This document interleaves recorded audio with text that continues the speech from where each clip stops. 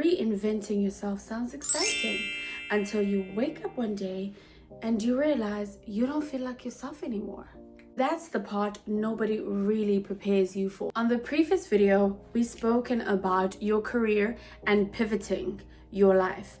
But what happens when you are the thing that you are not familiar with? Well, let's hold each other's hands and crack open our bottle of wine and we're going to talk about it. For today, we are drinking the Fleurs de Paris Rosé. This is another segment of Wine Down Wednesday in episode 2 of Self-Reinvention. Let's get it.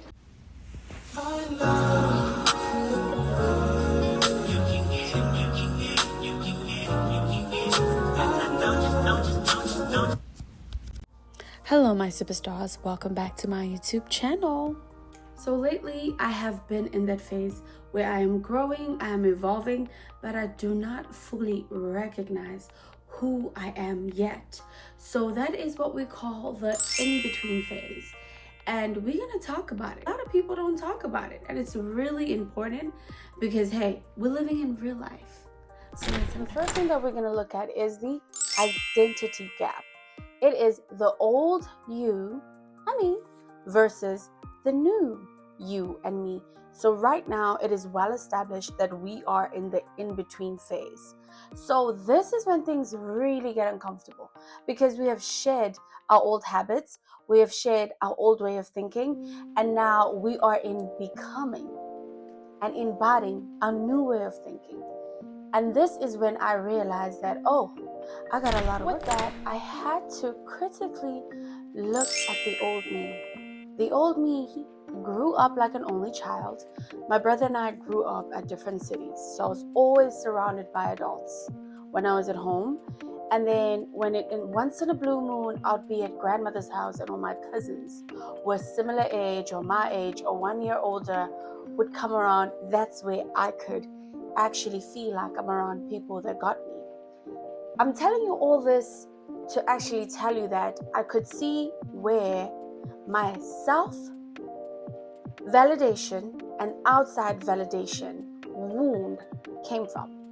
Because I grew up as an only child and I always felt like adults didn't really get me, they're not of my generation, and I'm expected to perform. And then when I was around my peers, that's when I felt seen. Stay with me. And then moving forward as an adolescence to adulthood, I felt like, in order for people to really accept me, I need to perform. And that was the old me. I know my values to the core. I know who I am. I know what I want to do with my life. And that, luckily for me, I have a strong enough personality that has always been the forefront.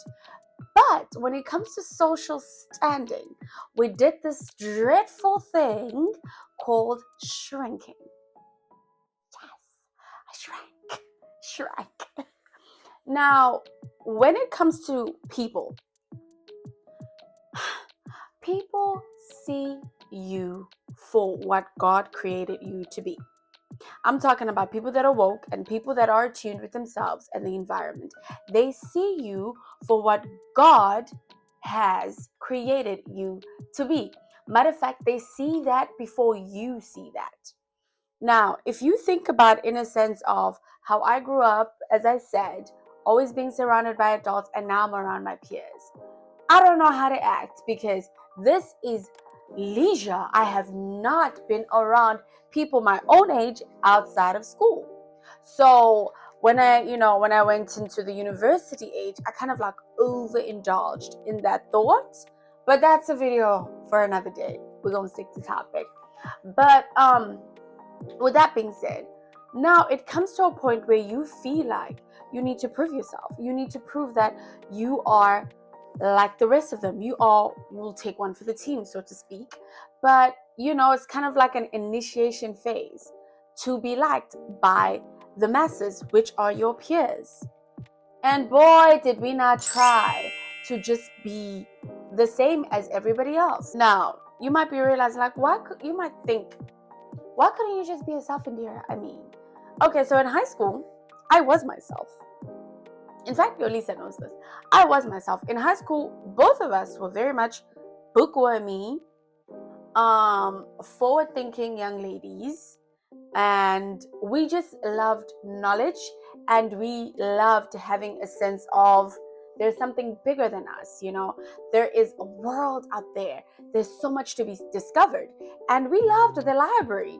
We were cute nerds. Now, with that being said, it ended up us being teachers' pets in a sense. So when you are the girl that is a teacher's pet, you are not the preference when it comes to your peers, because you're doing everything right, you borderline overachieving, and all the teachers like you in a way. So with that, I realized, with authority, I'm doing very well, but when it comes to my peers, I'm not doing so well.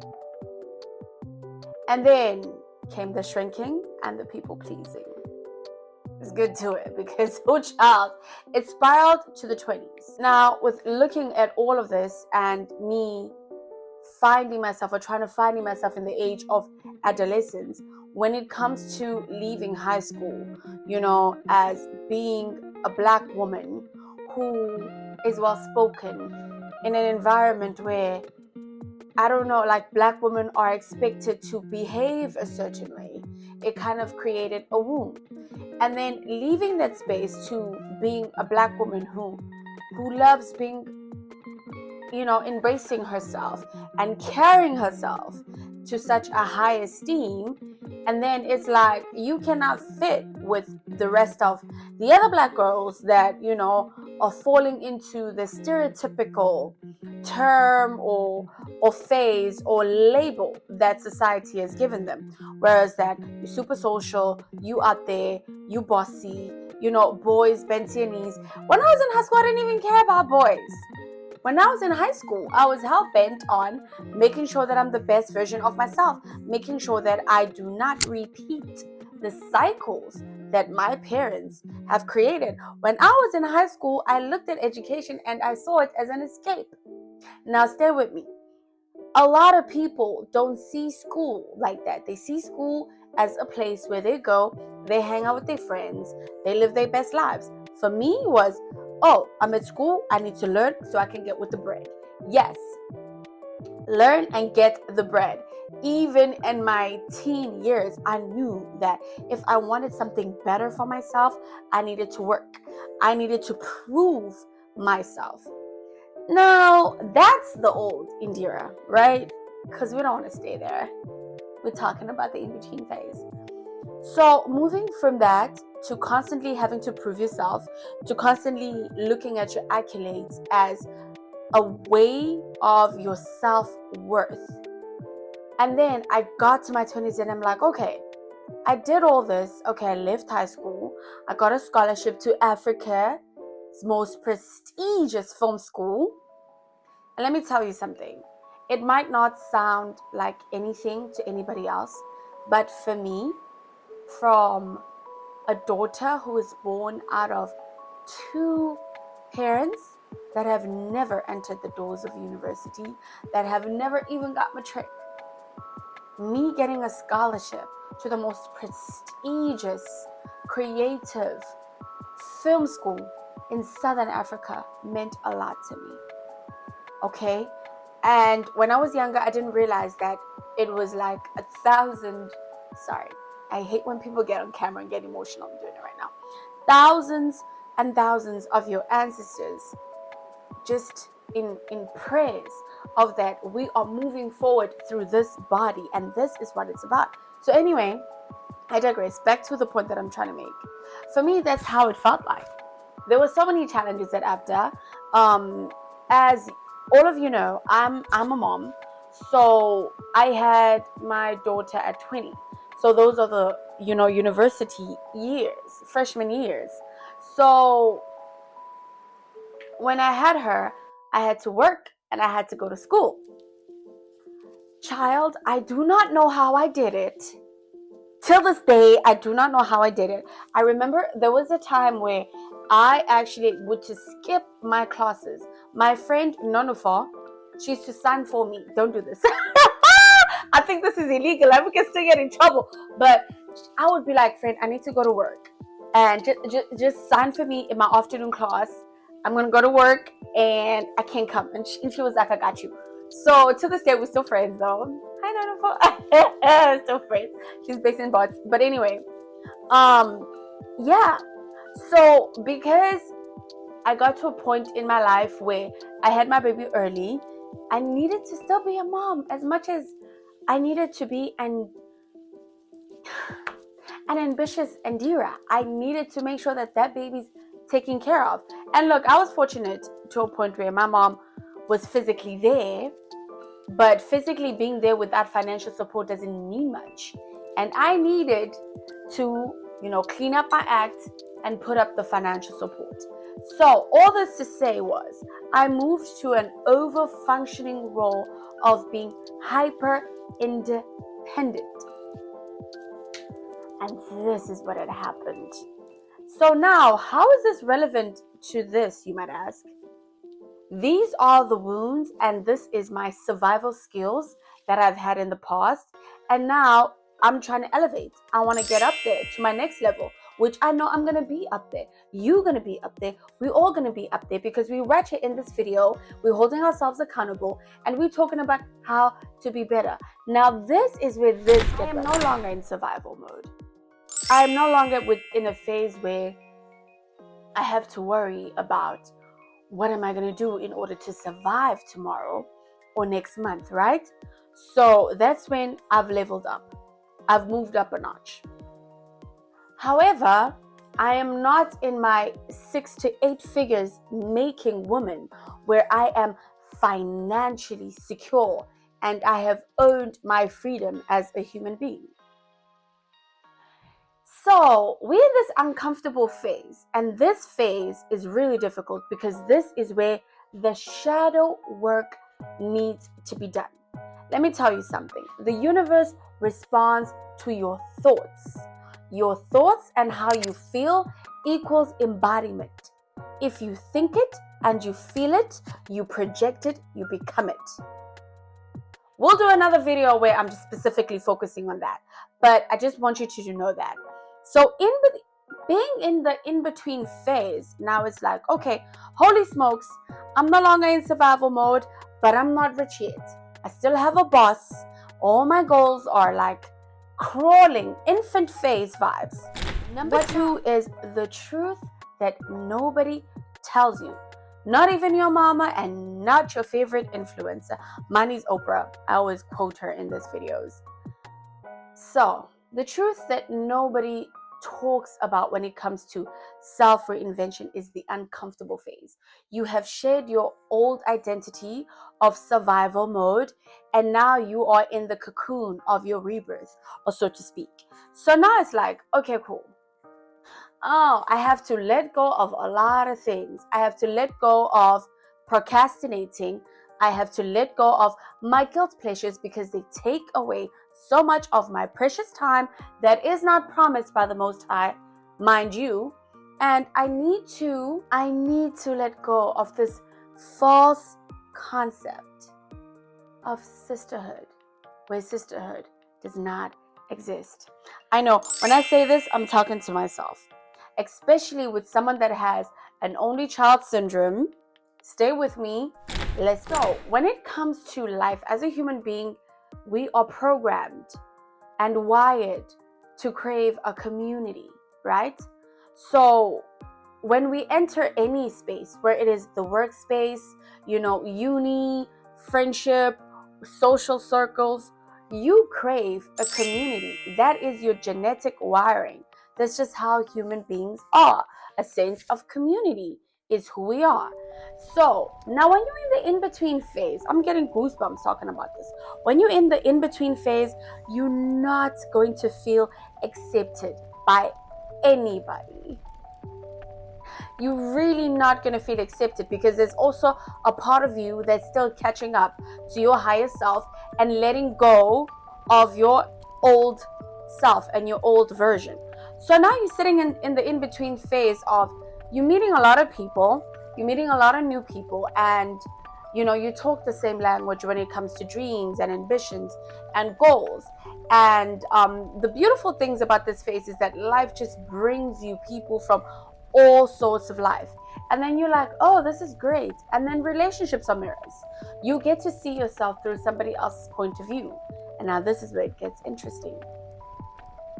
If you do not like the reflection, you better step away from that mirror. And if you do not like the reflection, you need to step away from that mirror. Now, nobody's perfect. Everybody that is alive is not perfect. Okay? We are learning, we are growing, we are evolving. However, if you enter a room and a space with friends that make you question your self-worth, that make you question your confidence, that make you question your ambition, you are in the wrong room. You are in the wrong room. So what we're going to do? Are we going to retreat and change rooms? Retreating is not a sense of weakness. So we're going to go back to real life examples. So you know that I'm about what I'm saying that I'm about. Okay? So we're holding our hands while we say this. We're being very personal. No judgments. Okay, so anyway. When you realize that the people that you were attracted to in the beginning of any season are not the people that are going with you to the next season, it creates an imbalance in a way, because that's when you're going to start to feel like, okay, such and such they have served their purpose. They have taught me this, and now I need to let go. I'm going to stop being vague. For example, I've befriended people where I got along with them because there is a sense of common ground. We are, let's say, for example, I've gone along with people, we're both girly girls. We love beauty, makeup, fashion, and then there's like the common ground. Amazing. So now we stick to the common ground because that's what we bond over. And then you and I, we become more in depth in terms of my ambition and what I like. And for me, as a Libra and as only child syndrome, we're going to own it. I'm always in a sense of when I discover something, I like to share it. So it's going to come to a point where, because I love you and you're my friend, I'm going to share that. Friend, do you know if you actually pay your bills in time and you overpay, you actually get to increase your credit score? This is an example. And then the friend will look at me like, oh, so you think you're smarter than me? So you think you're better than me? So you think you're prettier than me? That is just like one little example that I could give you like off the bat. But that's what you're going to experience a lot of times when you are in the in-between phase. People that you no longer identify with as you grow into the better version of yourself are going to fight the in-between version of you. They are going to question the in-between version of you. And this is not necessarily saying that you're not going to be the higher version of yourself. This is the universe testing you through these people. Is that, are you ready for the next level? Are you ready for much more bigger responsibilities? Are you ready for better checks? And we're going to quote Spider-Man, great power comes great responsibility. So you're going to be put in these little rings before you get to the arena, and you're going to start to fight your old self. What did you say? You're going to start to fight your own self. People that you are meeting, as I said, stick with me, they are mirrors. You saw them, you fell in love with the idea of them because they embodied a sense of yourself within them. Now, because you're looking at them and you're like, okay, this is your friend, I don't get it. What happened? You evolving, ma'am and mister. They are still in that phase. They are still holding on to your old identity. But now you have moved up. So now there becomes a conflict of interest. Hence is why you're not getting along anymore. Now you start to notice, oh, this person is toxic in this way. Oh, baby, you were toxic in that way. And this is why you were friends with so and so. You were toxic in that way where you gossip, where you thrive of talking about other people, where when nobody's looking, it's okay to talk crap about somebody else. You used to bond that way with that person, but now because you were evolving, you start to look at your friend weird because you can no longer relate, because you have grown and they still to grow.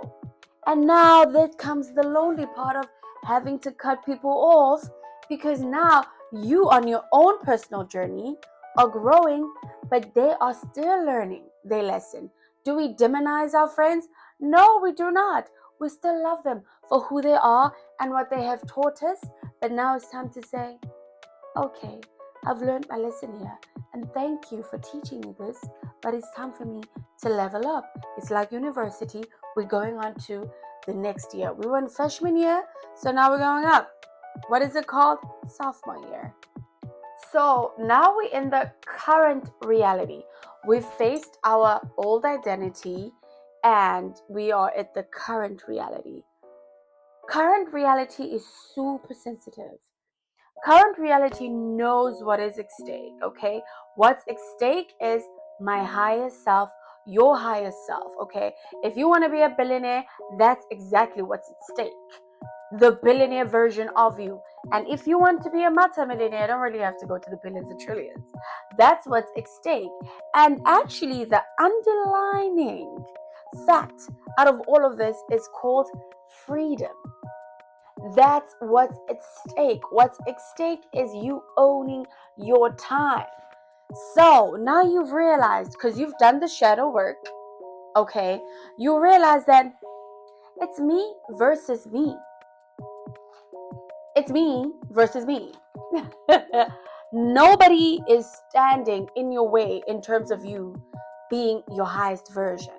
So now the real work begins. It's like, huh? So I get my little diary out, okay? And then I do my shadow work. Now, shadow work is really tough. I'm going to hold your hand when I say this. Shadow work is very tough. It's one of those things where you have to really dig deep and you have to look back at why you are the way you are. Why is your flight and fight set up the way that it's set up? Why do you react to certain things? And why certain things bring out the worst version of you? And this is what you need to work on. And I'm going to tell you this. The only thing that is standing in between you and your best version is that work. It's that shadow work. What is it that I need to look at in the mirror and say, oh, this bad behavior is coming from that, or this uncomfortable, or this rudeness, or this anger, or this insecurity is coming from this root. Now, this is what you call shadow work. So, shadow work starts with, if we're going to go deep to the beginning, it's going to go into the childhood.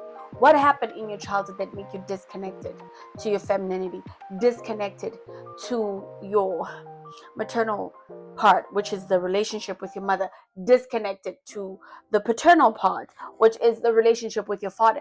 You need to face these things. What is it about my dad and my mom that conditioned me subconsciously to act the way that I do? Any adult that is successful has to get here. Because you know why? We tend to self-sabotage as human beings because we love our comfort. We really love our comfort. We love the familiar. I love to do the bare minimum but get the maximum results. It's only human of you. And a lot of people don't say this out loud. We love to do the bare minimum but want to get paid the most. It's very human of you. We're not talking about feminine or masculine energy. We're just talking about human in general. Human behavior, psychology. That's what it is. So, if you actually sit down and you think about it and you're like, what did I see in my early human development years that made me think that it is okay to talk to people like this? That made me think it's okay to talk to myself like this? Because here's one thing. There's nothing that you can say to another human being that you have never said to yourself? There's nothing that you can say about another human being that you haven't thought and said about yourself. Now, this might have been subconscious. This might have been an internal thing and a low self-esteem thing. But whatever we say about others and how we judge them, that is a learning point, because as I said, relationships are mirrors. Everybody, including your colleagues, are here to teach you something about yourself. So when that one colleague irritates you, it's that thing of critique. Why are they rubbing me off the wrong way? What are they here to teach me about myself? Do I need to learn more patience? Do I need to learn more grace? Oh, okay. That's where I need to learn. But you as an individual, I don't want to deal with you moving forward. So thank you for the lesson, but no thank you for your presence. That's what it is about, even when it comes to your romantic partners. And now with this one, it stings even more because they're not going anywhere. They're not supposed to, because now we have a common goal that we want to achieve together. Now our own personalities are going to come at war with each other because we're not raised in the same household. We don't have the same beliefs. We might have similar beliefs, but our brains are not wired the same. So we are going to be at war with each other, because how I saw life is how you need to see life, and then my partner is how he sees life, is how I should see life, and therefore that way that conflict of interest, so to speak, happens. Now, I'm saying all of this to say that the in-between phase is uncomfortable within that sense, because you will be lonely. You will be breaking up with a lot of people. You will. They're not necessarily because they are bad people, but because the lesson has been learned. Whatever that you needed to learn from them, the way that God placed them on your path is always for your own evolution and for the embetterment. So when you actually come out of that trance and you're like, I don't want to be friends with you anymore, it's not because they are a bad person. It's because you've learned the lesson that they came to teach you. Is because what? Not because they're a bad person. It's because you have learned the lesson that they have come to teach you. And now, as somebody that needs to go into the next level, your job is to not judge them for being in the phase that you found them in and you are living them in. Because if you're judging people in the phase that you're leaving them in, that you're not really elevating. Because judgment is low vibrational. So if you see them for that and you're like, oh, this is what I was supposed to see. You've mirrored my own toxic behavior and I see it and I don't like this. I want to be better than this. And we cannot really share the same space anymore. And now I'm going to walk away. But still though, love and light. Because as much as you teaching me this, you're still an amazing human being. We're just no longer in the same timeline. And that's what we all need to honor when it comes to making friends and meeting acquaintances and meeting colleagues that we don't get along with full term. You need to actually look at yourself and be like, oh, okay, so you're teaching me tolerance, you're teaching me patience, and you're teaching me to actually come within when the outside world seems to be chaotic. Thank you for the lesson, but this is not my reality. And this is how you level up. This is how you level up. Look at what each phase of your life is trying to teach you. Do not stay in the loop. And I say that do not stay in the loop because here's the thing about life that I have noticed in my own family members is that if you do not learn the lesson is going to repeat itself. If you do not learn the lesson, you know the rest. It's like, think about it. You are in school, okay? You are in grade 10, let's say. You're in grade 10, 10th grade, and you're a good student. But next year, you're still in grade 10. The following year, you're still in grade 10. And the next year, you are still in grade 10. Does this make you not a good student? Not necessarily. That means that you're letting the lesson go over your head. And this is what is keep This is what keeps happening to a lot of us. We get into a phase, we build ourselves from kindergarten up in terms of subconscious. We build ourselves from kindergarten up, and then we grow up and we are in high school phase in terms of maturity and how you think and how you use your medulla, and then you stay stuck there. Your maturity stays stuck there. You don't develop past that phase. And this is why it feels like you are learning the same lesson over and over. It is the same group of friends, even if you leave that group of friends and you go to the next, but it's the same challenge. It is the same type of guy. You dating the same man in different bodies. It's the same type of work environment. There's always the boss that, is trying to hold you down and not let you shine. You are stuck in a loop. Now, what is this loop? All these people that are doing that God, the Most High, has placed in your path is to teach you. But you're not exiting the classroom. You are not seeing, what is it that makes me so irritable? What is it that makes me so annoyed? Why is it that their actions are affecting my internal feeling towards myself? Why is it when so and so says A, B, and C about me, I internalize that? Why? What is broken in me to a point when people express broken behavior, I internalize it. And that's what this in-between phase is about. It's like, oh, shucks. Oh, okay. I don't get along with this person because now they're showing me my shadow that I did not embrace. I don't get along with this person of authority because they showed me my own shadow within my parenting authority when I was a little kid that I did not forgive and let go of. I am not getting along with this person because I don't like how they paint me and it does not align with the way that I want to see myself. Oh, so there is a point where I am self-rejecting. There's a point where I don't love myself enough because that's all they are. That's all that people are. It's a reflection of what you are feeling about you towards you. Have you noticed when every time you love yourself more, you kinder to you are more focused? People that are like that are gravitating towards you. So, I'm going to end this video by saying that you are the master of your reality. The more that you hold yourself accountable, the more that you're going to get rewarded with what you want. And I don't want you to think of it as in the universe is like a tit for tat. It really is not. It's one of those things that you cannot cheat. God's source, you cannot cheat because it's spirit to spirit. Flesh is just the avatar. It's spirit to spirit, right? The divine within you to the divine that is bigger than you, that is within every human being, in every plant and in every animal. And that's what we call God in order to grasp and understand the concept of this amazing thing that we call life.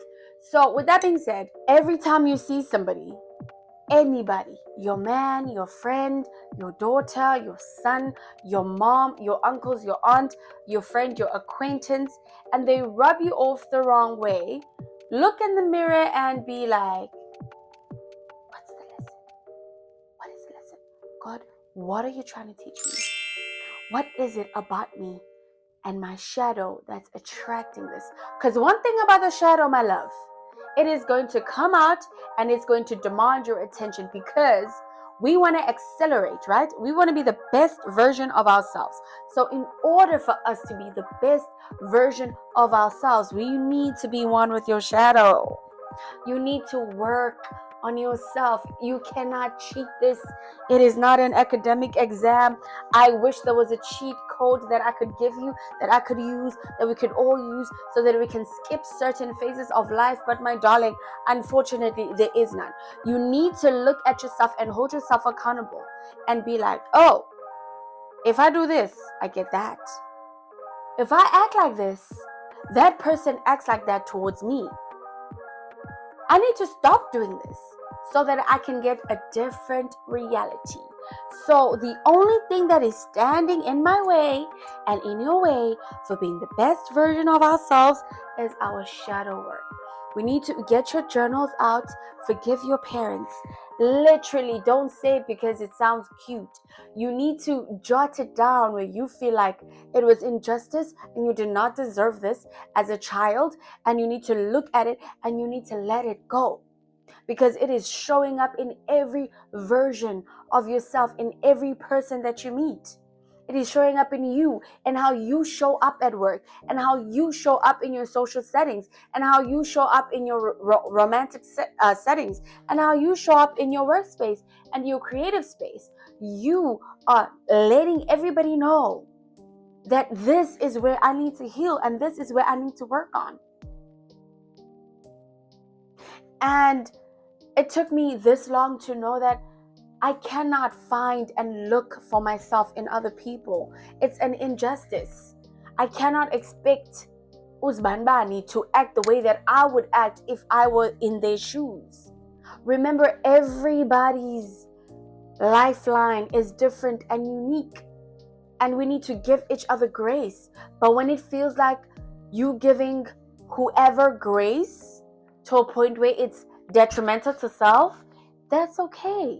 Now it's time for you to exit that matrix, because you have graduated to the next level. And look, child, as a nerd and as a bookworm, I read a lot of books. These billionaires we look up to, they're still human.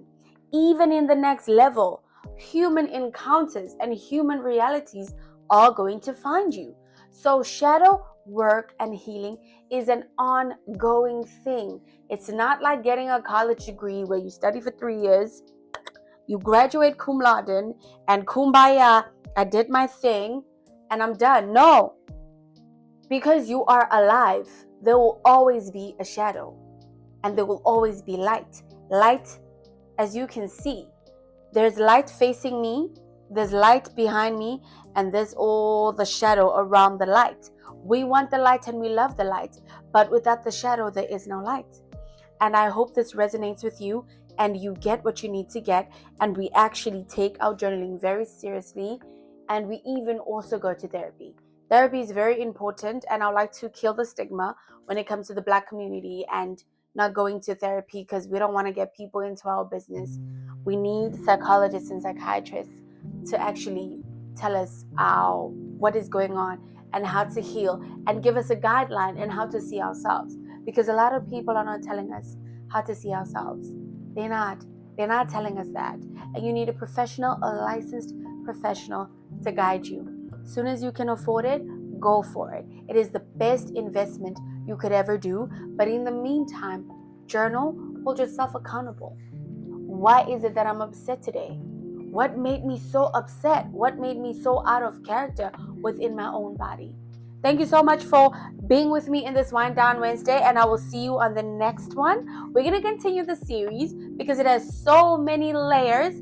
And please do comment down below self-reinvention if you resonate and you relate to this video. Let me know your comments down below. Let's share the story, because I do know for a fact that I am not alone, and you are not alone, because we're living this thing called life in a human experience, and nobody's perfect, and you are doing amazing, sweetie. See you in the next one. Bye.